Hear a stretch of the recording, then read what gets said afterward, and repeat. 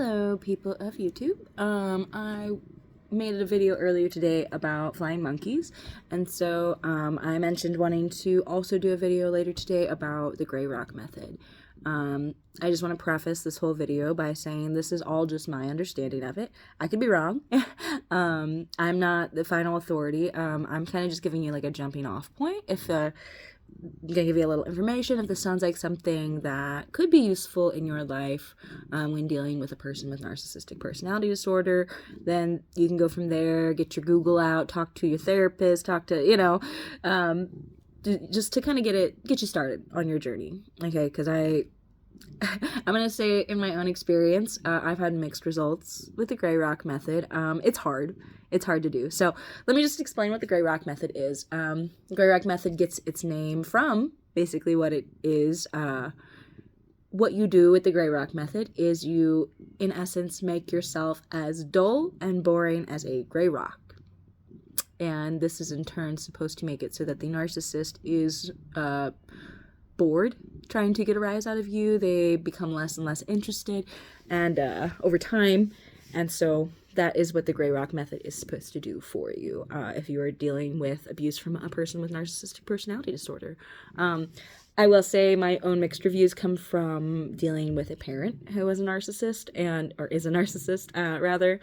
And so it's a little hard to gray rock someone you live with. I'm not gonna even lie about that because gray rocking, one of the ways in which we can gray rock is to basically have very surface level minimal conversation with the person when we're forced to interact with them. So that means one word responses, not giving up any details about your life, not going into your emotions with them, not letting them see your weak spots, and also to just not giving them any good news about your life either, because they'll try and take that and hurt you and make it bad for you or in some way.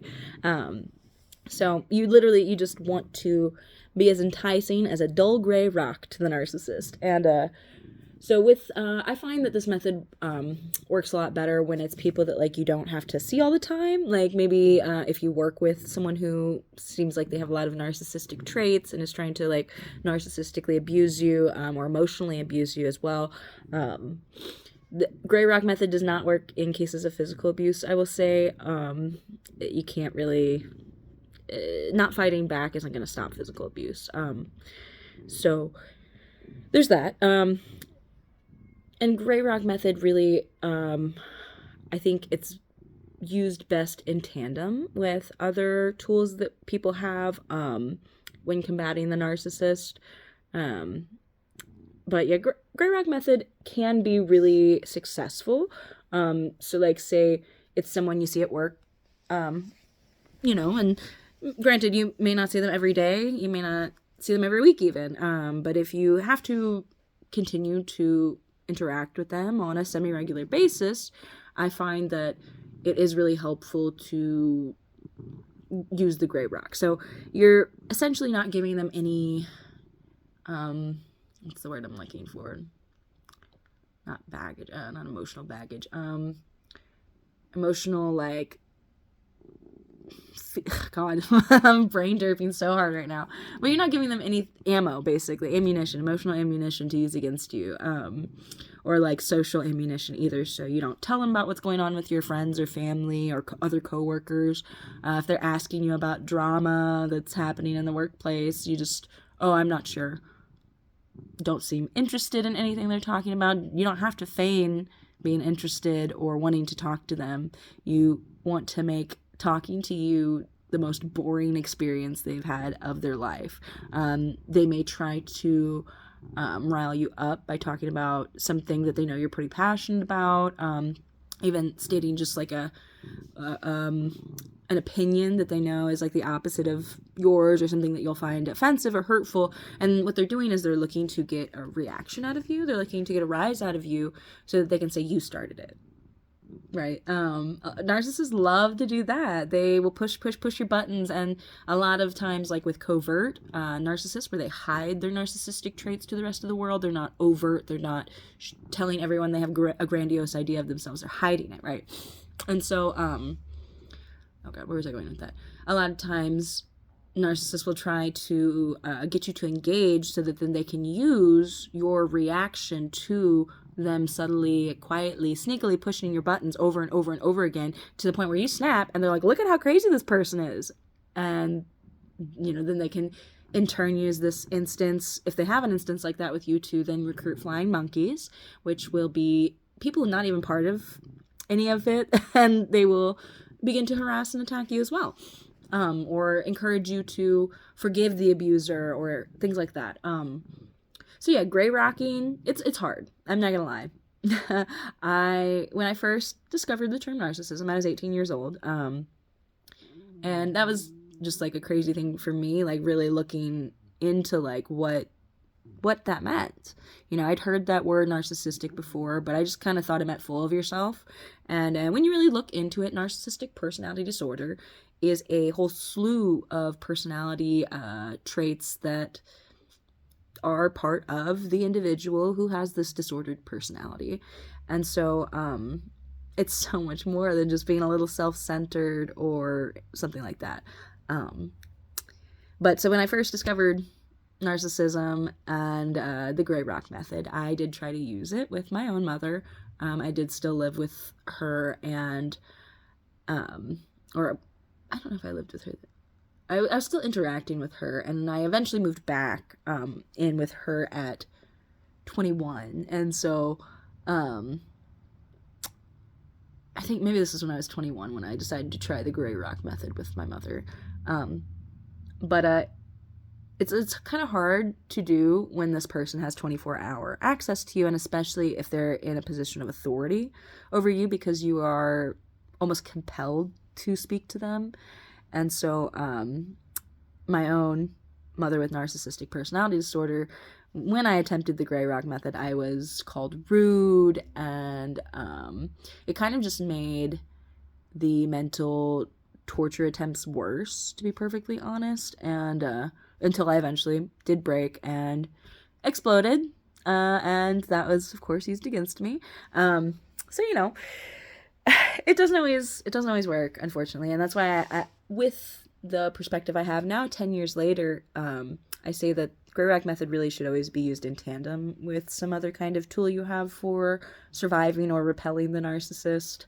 But gray rock method is definitely like a very crucial and very useful in some contexts tool to have, and just to know about it, I think, is helpful too, even if you're not gonna fully commit to it. Even just if you notice like you're having an interaction with them a certain day and they seem, especially in your business, just kind of shut it down. Just, oh yeah, I'm boring, I don't do anything, I just eat food and watch TV.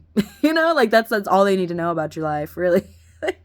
And they'll get bored eventually if they're not like a parent or a romantic partner, someone you're living with. Pretty much, it's hard to do gray rock method with someone you're living with, is I guess what I'll leave that at. But for a narcissist that you do have some kind of forced, semi-constant interaction with, gray rock method can be really helpful to at least take their attention off of you. Unfortunately, narcissists will find victims until the end of time, I guess. Or until they decide that they are the problem and they go to therapy and they start trying to fix themselves, which I don't know. There's this guy on social media that I've watched some of his videos, and he is diagnosed with narcissistic personality disorder, but he's like honest about it, at least in TikTok videos or Instagram or something. I don't know what this person would be like in real life. That could be a whole thing to like get people to trust them, and I don't know. Narcissists' mind games can be really complex and confusing and leave you feeling like you're reeling, right? But so yeah, usually most people with narcissistic personality disorder don't go and accept the diagnosis and get the treatment and all that. But so gray rock method can help you to at least not be their victim, or not be their victim of choice if they have a variety of people that they choose from or that they are trying to narcissistically abuse. It can kind of take you off their radar, and it is like a survival skill. I don't know how healthy it is per se, because I know that it definitely caused me a lot of stress, holding in what I had to say, biting my tongue, not giving in to the bait that my narcissist was using to try to get me to engage in a negative way. And yeah, it's really not for the faint of heart to use gray rock method on someone you live with, I feel like, because then it's just 24/7 like trying to ignore them, and you don't really ever get to feel like you get to breathe, because it's your home. And that's why I say too, I think that to heal from narcissistic abuse, you have to remove the narcissist from your life. And that's just kind of my own perspective. I'm to the people that out there that can heal from narcissistic abuse and keep the narcissist in their life. If that works for you, congratulations. But I feel like for a lot of people like me at least, it really just wasn't going to happen. We were still being hurt every day. And, you can't heal from a domestic violence situation if you're still in it. You have to escape first. And that's how you go from victim to survivor. You leave the situation. And so, yeah, anyways, gray rock method, simple as, anything in theory, but in practice can get pretty dicey and can make your narcissist try even harder to get a rise out of you. So if you find yourself in a potentially physically threatening situation, I don't recommend the gray rock method, actually. Ignoring attempts for your abuser to abuse you while they are in the act of abusing you can be dangerous, so always exercise caution. Again, I really think gray rock method should be used with something else and is more so for narcissists you are not cohabitating with. So yeah, I just wanted to share that little bit of information with people in case it's helpful.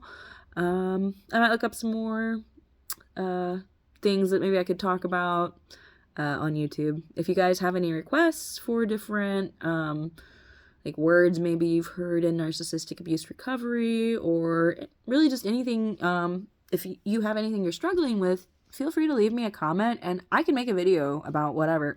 I can't say that it's gonna be great, but it'll be me recording, talking.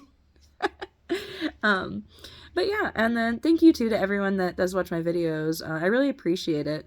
And I really hope that you guys can get something out of it, something helpful, something beneficial.